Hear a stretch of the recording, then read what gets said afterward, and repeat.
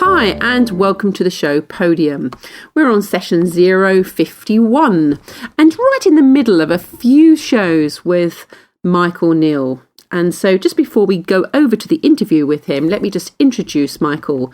He's an internationally renowned transformative coach and the best-selling author of 6 books, including Creating the Impossible, which came out just now in the early part of January, The Inside Out Revolution, and The Space Within. Michael is often described as the coach's coach and commands extraordinary respect within his field for unleashing the human potential with intelligence, humour, and heart. He has spent over 25 years as a coach, advisor, friend, mentor, and creative spark plug to celebrities, CEOs, royalty, and people who want to get more out of themselves and their lives. His books have been translated into 18 languages, and his public talks, retreats, seminars, and online programs have touched and transformed lives at the United Nations and in over 60 countries and on 6 continents around the world. Michael's TEDx talk, Why Aren't We Awesomer?, has been viewed by over 200,000 people. Michael's weekly radio show, Living from the Inside Out, has been a listener favourite on Hay House Radio for over a decade. His weekly blog and podcast, Caffeine for the Soul, is now in its 18th year and going strong. So I love this week's show, and we are going to talk about the difference between using techniques to control and manage your head noise versus an understanding of what's going on. And the other area is that of talent identification and development.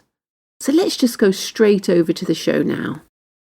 So in competition, say, we can have those sort of unproductive, that noise, if you like, but with an understanding of how it works, we can still unleash that potential. So there is a difference between knowing that we don't need to take any notice of the noise. Like if in the heat of the moment, it's the next point, and that's the end of the game, and we can have all of that come up.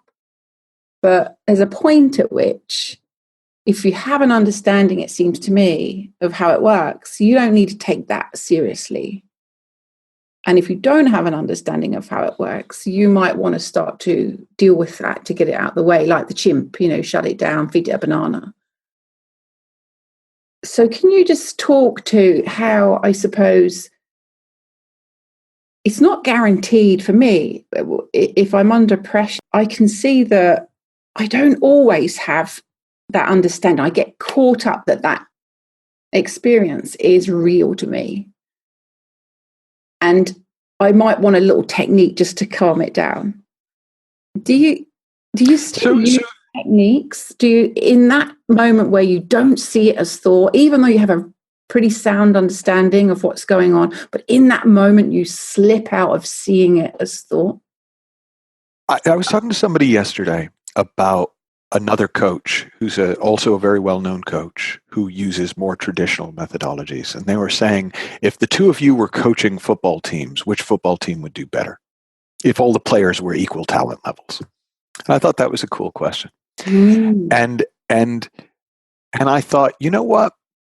If it was halftime and we were down 21 points and you needed a halftime speech to turn the team around for that game, I would probably hire the other coach instead of me. Because my specialty is not how to manipulate people for short bursts of high performance. Yeah. But if you were going to bet over the season on which team would do better, I would take my guys over their guys every time.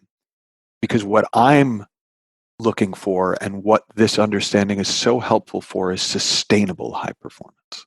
Yeah. Okay. Yeah, that's beautiful. And so it's not, I'm not opposed to techniques in theory, but they over time work against you, even if in the short term they might do something for you. And the funny thing is, if you understand the principles behind sustained high performance, the technique-y things tend to occur to you in the moment if you need them.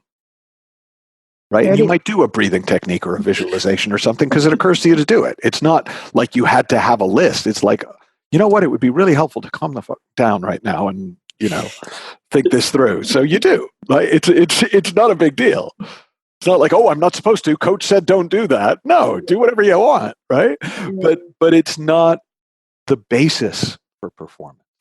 Yeah. Well, I hope you're really enjoying this interview with Michael Neill. And I asked Michael about the area of talent identification and development. And there was a little bit of interference with my question. So I'm just going to ask it now and then just go back straight over to the interview with him. So scouts and coaches who are looking to identify key athletes for performance look for attributes and characteristics such as being self-determined, self-preserving, self-absorbed, and even an attitude of win at all cost. And I ask Michael, how helpful is this given what he's doing in the world of performance right now? It depends at what stage I'm evaluating talent.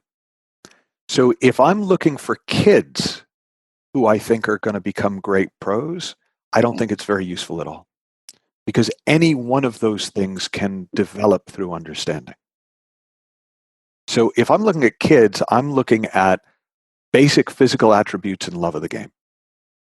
That's all I would be paying attention to, because the rest can be learned. If I'm choosing somebody for today's game from the squad, then yeah, maybe I am looking at where they're at, where their head's at, how easy is it going to be for them to get their head in the game.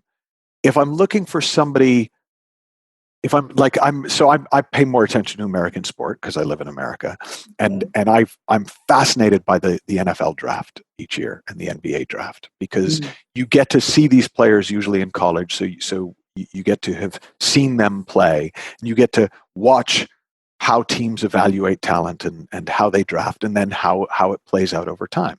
So you actually have kind of a broad, if anecdotal, evidence base to draw your conclusions from. And, for every incredibly talented college player who fails in the pros, you have the average college player who thrives in the pros.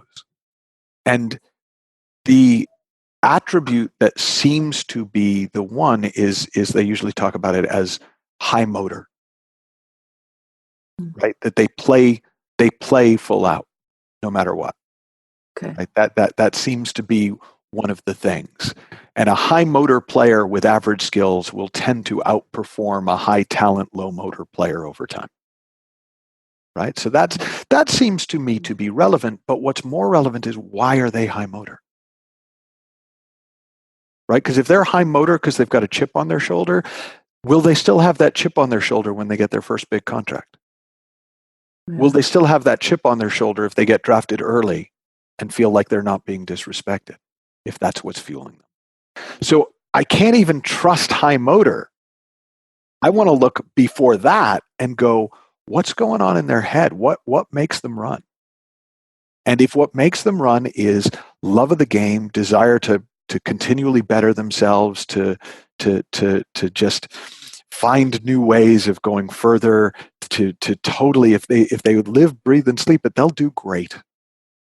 But if what's driving them is resentment, if what's driving them is fear, if what's driving them is a sense of inadequacy, I'm a little more wary of that, because that might not sustain. I don't particularly want to recruit athletes based on their unhappiness level, because the problem with success is success breeds happiness in a lot of people. And if I'm dependent on their unhappiness to succeed, and they start succeeding and getting happy, what have I got?